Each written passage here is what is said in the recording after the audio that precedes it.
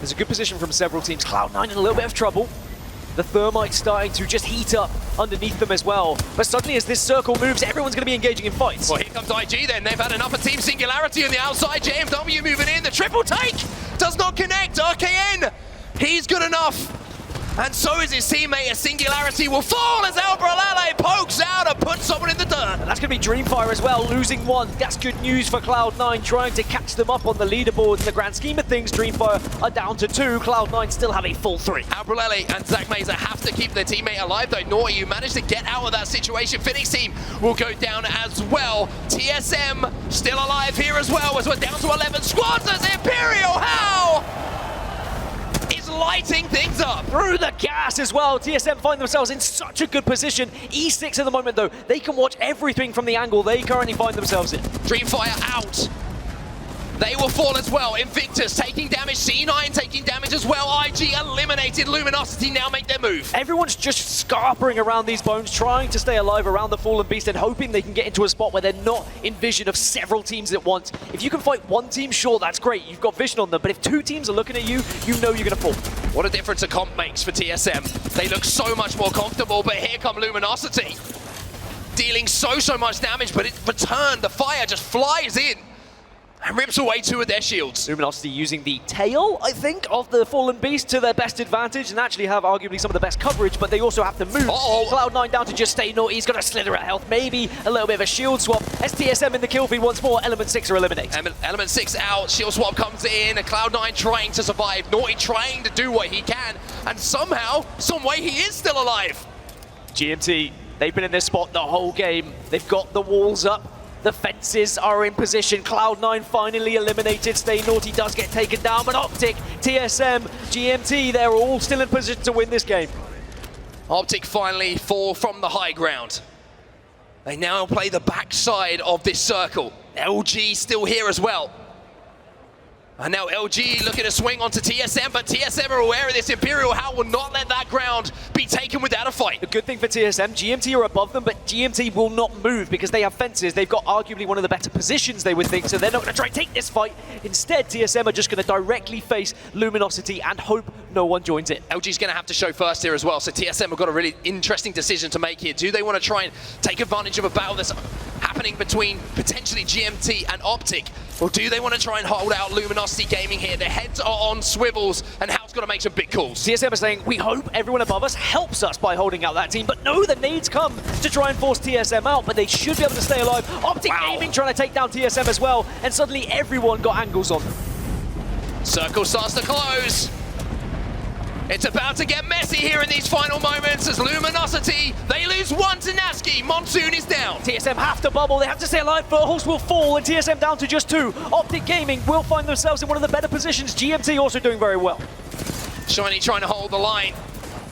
Imperial How trying to get the shield swap. He gets the shield swap here, and now they send it on the team. Luminosity dealt with by TSM. 4 shield swaps available for them as well, but still Optic Gaming and GMT in such a good spot. But TSM can hide behind, but they're going to be focused. Well, the big thing here for TSM is if they can survive for just a second longer, GMT are going to have to drop. The longer that they survive here, TSM, the higher that their chances of winning this game become as Hal picks up 1, Hal picks up 2, Hal picks up 3. And TSM win!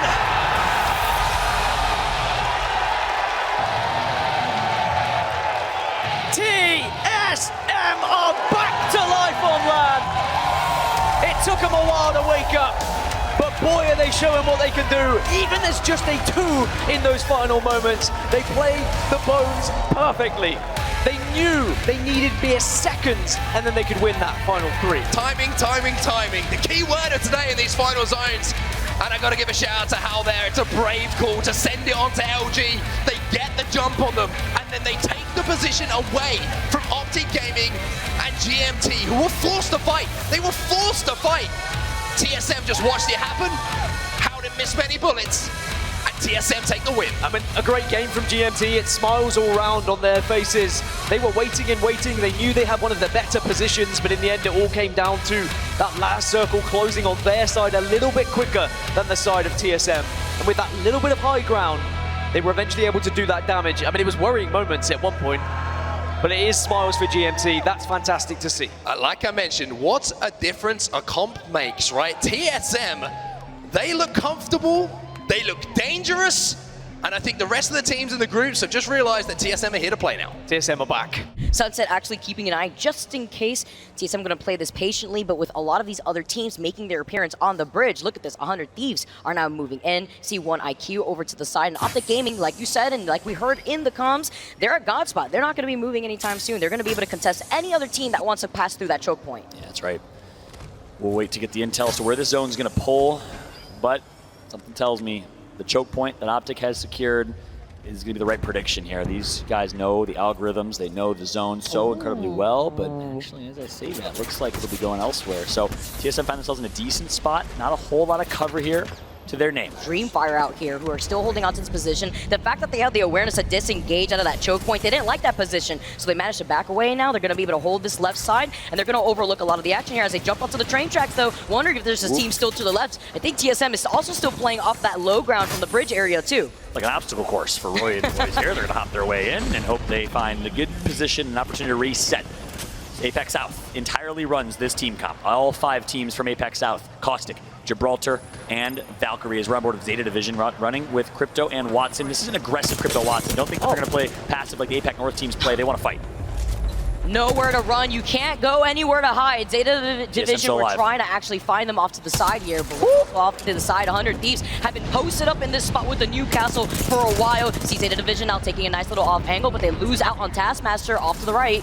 Hey, I'm looking at 100 Thieves, making me eat my words here. This defensive team comp working out for them because they're able to get God Spot. It's a great rotation for them as Dreamfire gets taken out to the back. Hands of Zeta. Zeta turns. They find one. It has to be Dark Zero. Surely they're going to get the damage in. Only down to 2. They got to be cautious because Dark Zero can fire. They can shoot. They can hit hard. But it's important here. We have the Watson ult right now inside of this train cart, which means none of these teams can actually contest with any grenade. No Nox grenade either.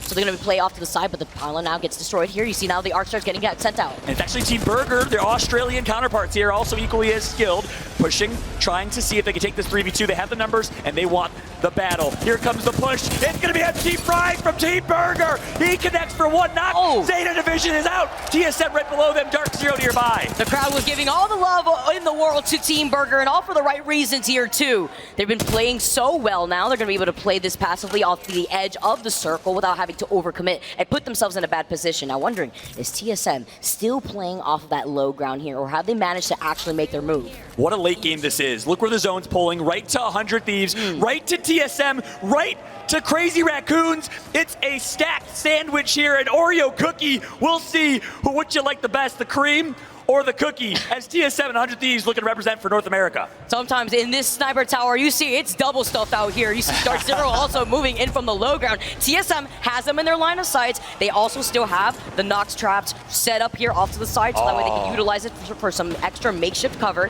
Off to the high ground here, though. A rare missed grenade right there, but yes, high ground and DT. Look at Hal trying to get angles. Wide right, gets some damage, and is it enough to push? Probably not. They will get third-partied instantly, so TSM has to play this really slow. Missed the thermite earlier. He wants that one back, but the damage comes in from the CEO. He connects his Verholz, knocks Sharky.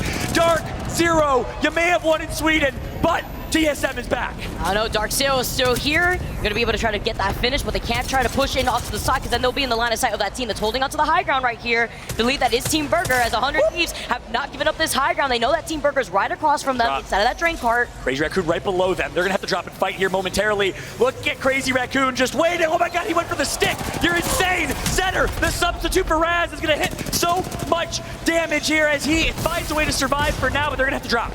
Here we go, TSM now, still playing off the low ground. They already utilized the dome right now. See which of the other teams drop from the high ground. That probably is going to be 100 Thieves as he managed to take out one of the members of Team Burger. Oh, I love this play from Hal. He gets high ground. Hal finds a way to flank, uses the knockdown shield to survive. 4 spawns remain. Hal gets 1. Hal turns, looks for a second. He gets 2. Hal in a 1v1 for the bread. Oh, Verholz is right there now. Oh, here though, he got to get the mid-fire on the finally TSM. Win game number 1 to continue on their domination from day 1. The crowd goes crazy! What a performance from the CEO of Apex Legends, Imperial Hal! He takes high ground, he gets positioning, flanks 1, takes out 2, survives and wins the 1v for the bread. and the crowd reacts with the three-letter chant known and loved in esports.